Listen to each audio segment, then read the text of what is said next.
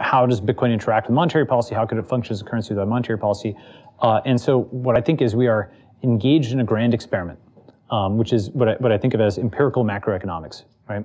So basically, and I'm sure I'm going to offend some macroeconomists in the audience, I think microeconomics is pretty empirical in the sense of you've got the theory of the firm, and venture capitalists are running lots of experiments all the time, and you have a thesis on how a company should be organized or not, and if you're wrong, you lose money. With macroeconomics, because it involves assemblages of very large numbers of people, it's hard to do like reproducible experiments until relatively recently. So, I actually have these supplemental slides. Blah, blah, blah, blah. I've got every question. Okay.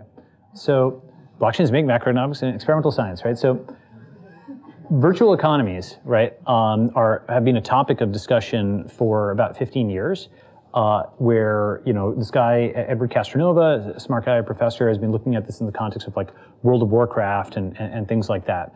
And in those kind of economies, you print money, in EVE Online, you print money, you see what the effect is on prices and so on. And it's pretty cool where you can run experiments with a system of people who are actually trying and responding to incentives. And what I think is going to happen is that type of work is going to link up with crypto economies, and we're going to start to get a lot of real life, empirical economic data on what life is like without a central monetary policy in this opt-in kind of system.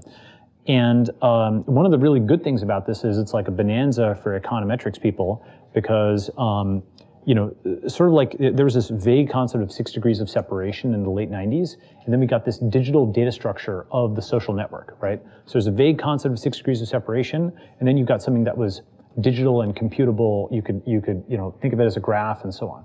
In the same way, we have this sort of vague concept of the economy, and now we've got a blockchain, which is the record of every single transaction that's ever happened down to the penny back to t equals 0, right?